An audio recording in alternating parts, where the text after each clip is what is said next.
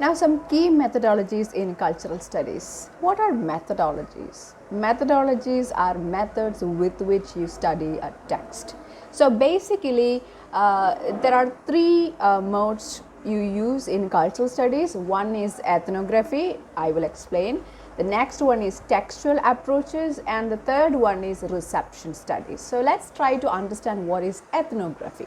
Now, ethnography is, if you're preparing for UGC NET in paper 1, you have to study ethnographical research. And what is ethnography? Ethnography means if you are a researcher, I'm not talking about cultural studies, I'm talking about ethnography, just pure ethnography, ethnographical research. This means you, the researcher, you go to a chosen locality, chosen for your study, and you live with that people.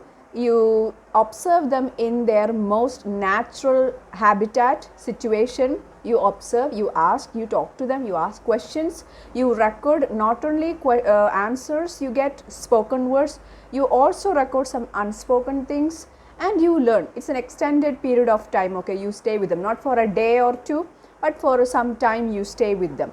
So, with that information you prepare a report, and that is ethnographical report, and that is your ethnographical research. Now, cultural studies respects ethnographical research. However, cultural studies has got some problems with ethnographical research. See, for example, if a white person comes to some nearest locality in our place and tries to understand, he lives with this community, or no matter how long he lives, maybe an year or 2 years, there is some limitation, right, with which he understands this community from his Western perspective, from this different culture. You can't just completely rely on his report or his study whenever you read his work, this study, this book that he wrote based on this research he has done.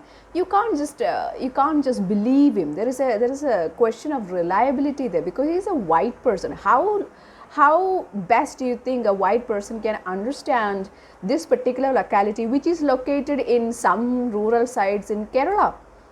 Right? Maybe one of them, or maybe somebody who is at least nearby, or some of them, or one of them who can at least understand this language and the culture, who have been here, who belongs to at least South India, can maybe understand, but not. I'm comparing actually. A white person's understanding, it differs, right? So there is a question of reliability in ethnographical research. Now, yeah, these are some of the limitations. Now I'll put the same thing in formal language, then it is easy for you to understand and useful for the examination as well. See, ethnography concentrates on the details of local life while connecting them to wider social processes. Ethnographical methodology centers on qualitative exploration of values and meanings in the context of a whole way of life. We discussed that. Now, there are some limitations to ethnographical research. In cultural studies, when we talk about ethnographical report in cultural studies, you always understand that ethnography is an umbrella term used in cultural studies, which this term signifies any study on a culture or a community at a given point of time in a given place. So, cultural studies uses this term ethnography as an umbrella term, not in its specific ways. So, anything can be ethnography. See, in cultural studies, it doesn't mean that you study about a particular tribal group. No, ethnography also can mean you study about a particular religious group in this modern century, who have got everything that we also have got. They use technology, they study, they have civilization, everything, but still that in cultural studies can mean a study of anything, not only people, sometimes animals, sometimes technical people who do technical jobs, we call them techies, right? It can be anybody. So, firstly, ethnographic, I am talking about the limitations of ethnography in cultural studies. Firstly, ethnographic explanations are subjective, right? I told you I am going to put this in formal language. Earlier I told you that the researcher in ethnography cannot be reliable always. So here is another way of saying it. Ethnographic explanations are subjective. It is subject to that person's way of thinking, a white person's way of thinking, right? He is not objective, he is very subjective. It is positional, another formal term, and gives rise to interpretive ethnography. It interprets, right? Each person can interpret in his own way or her own way. So it gives rise to interpretive ethnography. What is the next limitation it has? It gives rise to obscure texts, and there is always some obscurity in text in ethnographical research. Obscurity means what? Difficult to understand. There are some blind spots, portions that have some complicated meanings, or some portions where you are not very sure whether the researcher is very honest or not. So these are examples of obscurity. So yes, in ethnographic research, your text can be obscure. Thirdly, the reliability of an individual author is always in question in ethnographic text. So these are the limitations. So even though there are limitations, can we abandon this method? No, I'll tell you. However, this method cannot be abandoned based on the above arguments. In its merits, ethnography can give poetic expressions to the stories of those who are marginalized. Yes. See, ethnographic research can always present the marginalized, the version of the story of the marginalized in a very empathetic way. It can give, you see that in poems and novels often. When you talk about from the perspective of the victim, from the perspective of the marginalized, you always have that sympathy or empathy, and they use the techniques of poetics, right? They use that literature, that devices in literature to generate that feelings in the reader. And although it is going or sharing borders with the fiction, it is actually helpful for people to understand, because they say that always human beings always buy emotions. Even in advertisements, if they are going to sell you reason, you are not going to buy the product. Instead, if the advertisement sells you an emotion, you are more likely to buy the product.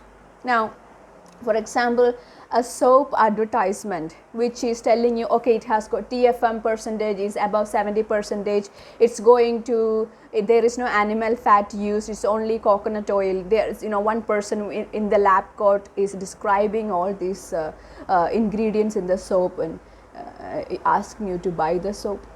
Another advertisement shows Katrina Kaif in a glowing velvet or satin gown, pink or red, with the glowing skin, with the silky hair, talking about the sand in slow-mo.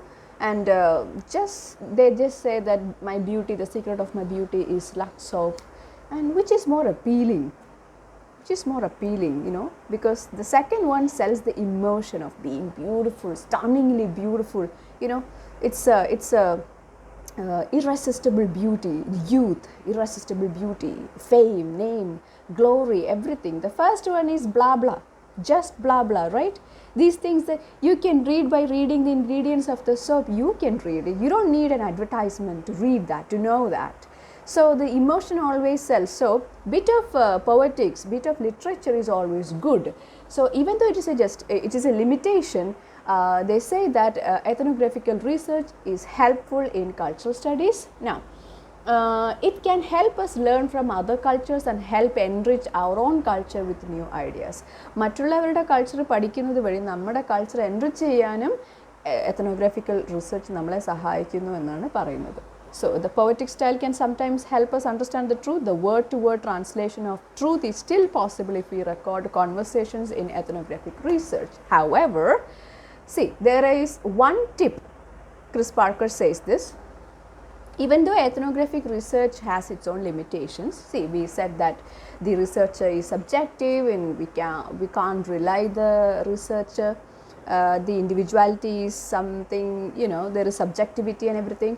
But Barker says that if you have an evidence of your conversations with these local people, for example, a tape recorder, something, direct evidence, then even though the research report prepared by this individual researcher seems like there are some obscurities or there are some subjectivity in it. If someone else comes up and takes this evidence, this tape recorder recordings, and listens to it, then that person will understand that obviously this researcher has misunderstood some of the things these local people have told him. So the second person can, by listening to this tape recording, can come to a better truth, can come to a better analysis. You get me? See, a white man can easily misunderstand a lot of things in our culture. What if a Malayali or somebody, I am talking about a community in Kerala, for example, if a local community in Kerala is understudy by a white man and he tape records everything, and if a Malayali researcher goes and listens to the same tape recorder, maybe there are some better understandings to that, right? Maybe some of the misunderstandings by this white researcher can be corrected or reinterpreted or further studied by this Malayali researcher. So always this evidence, material evidence, will be helpful in cultural studies when you do ethnographic research. That is one thing. The next approach is textual approach. Now there are three ways to study textual approach. Text means anything can be text in cultural studies. I told you, your costumes, your makeup, your a film, an advertisement film, a TV show, anything can be a text in cultural studies. So how can you do textual study? There are three ways. One is semiotics, next one is narrative theory, the third one is always very easy to understand but very complicated also, deconstructionism. Now semiotics, I already discussed semiotics. We study signs and how you understand different meanings that are generated through signs. For example, in film, example of semiotics in films is like this. Anything can be, anything in a screen that you see in a screen. It can be the hairstyle of the heroine, the dress of the heroine. I think it's in the study of the film, The Sixth Sense. I think Sixth Sense, the American film. It talks about this boy who has vision of the dead people. So a bit old film actually. In that film, the mother, the woman who plays the character of this boy's mother, she is always shown with her hands with long nails, highly acrylic nails with lots of rings and big earrings and big highlighted hair and everything, which shows that she is actually a middle class woman or maybe lower middle class who is actually struggling to make the ends meet. She is a single mom, she doesn't have a lot of money. With whatever she has got, she is buying some affordable accessories and they are not very good enough. It doesn't show class or anything, and she is struggling with this problem the one single son is having, her one son is having. So see, I was thinking when I read this that even the nail polish, even the rings, it signifies something. It signifies something. So this is one example, it's an example of semiotics, studying through semiotics. Obviously semiotics is a tool that you can use to understand the meaning in cultural studies. The next one is narrative theory. The best example in narrative theory is like this. In a detective novel, the first thing that you see or you come across is the crime scene, probably a murder, and question arises: who killed, who has done it, who done it novels. And then there is a detective person comes and there will be a character description and his character is developed and the search and the background information of the dead character, how he or she was killed and what is the backstory. The same story of the persons, see, the story can be reversed and told in an ordinary story about a person who is being killed at the end of the novel.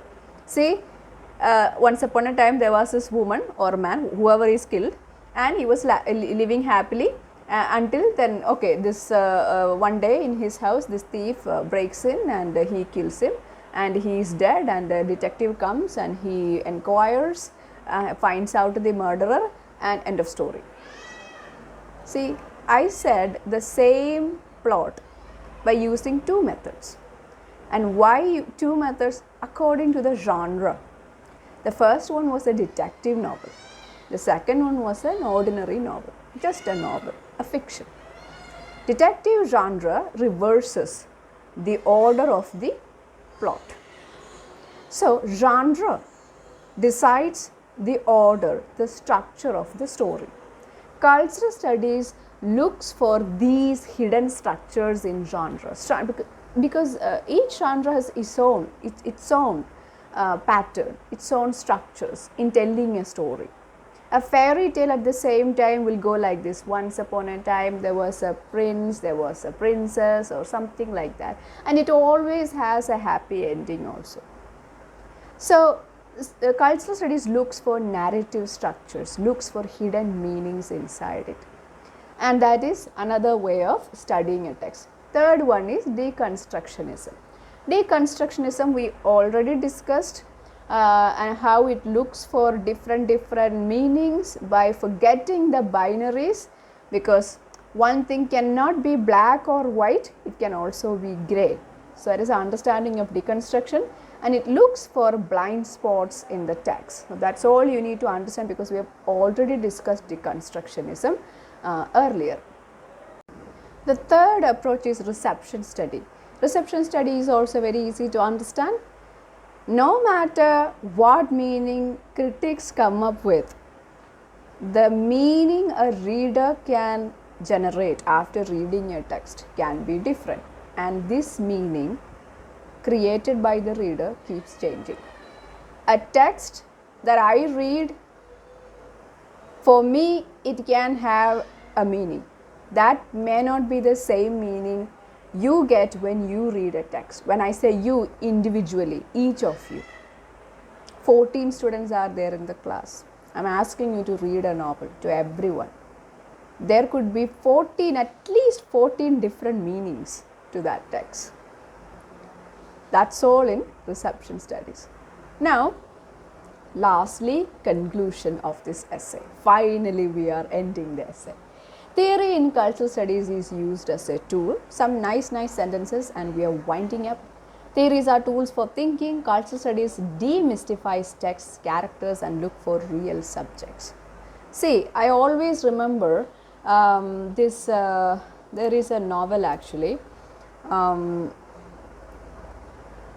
E.M. Forster's A Passage to India. I hope you have heard of this novel or studied this novel or read this novel. And now here there is a character, Dr. Aziz. Dr. Aziz is accused of raping I think it was rape, anyway, misbehaving with this white woman, and her name is, I'm not getting it,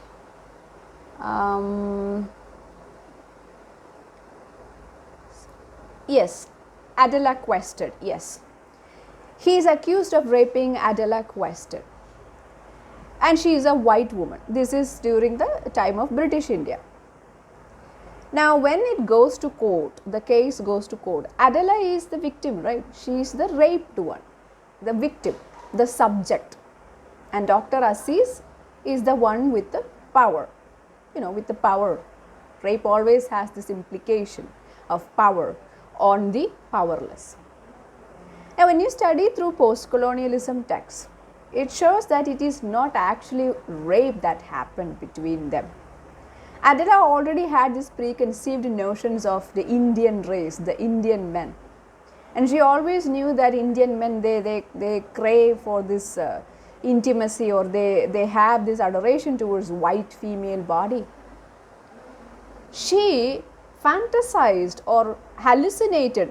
Anyway, it's not clear in the novel. She doesn't make any statements in that novel. Anyway, at the end of the novel, we know that she is very sorry. She's extremely sorry that she came up with all these accusations. In fact, she actually thought that Dr. Aziz raped her. So, the story takes a turn when Aziz becomes the victim. When we know that he is actually innocent, he becomes the victim and Adela becomes the villain in the story. Now, cultural studies looks for real subjects. This was an example, Passage to India. If you take cultural studies, obviously post-colonialism theory, cultural studies, everything is linked, we know that. If cultural studies is the way with which we study this novel, it can be we already know because now I told you.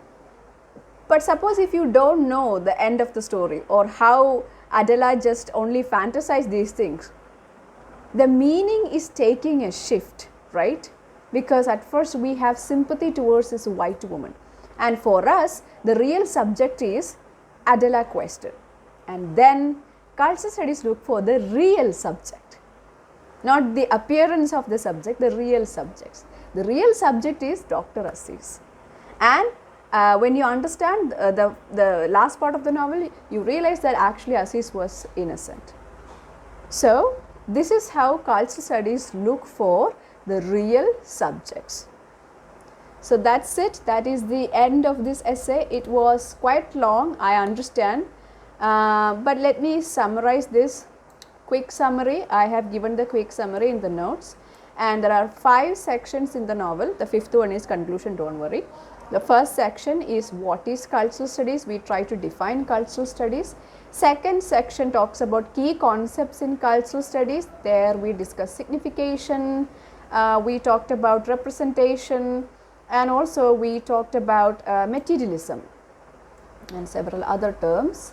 Articulation, non-reductionism, power, popular culture, text and reader, subjectivity and identity, those things. The third section is different theories and cultural studies, where we discuss the cultural studies and its connection with the Marxism, modernism, postmodernism, structuralism, post-structuralism, feminism, psychoanalysis, and finally epistemology as well. And then what? The fourth section is of key methodologies in cultural studies. We talked about ethnography, textual approaches and reception studies. And lastly, the conclusion, some nice things about how theory is used in cultural studies and how cultural studies looks for real subjects. So that is the end of the essay. In the next video, I'll help you to understand the questions and how to answer, how to fish your answers from the notes that I have given you, and then we can say that this essay is over.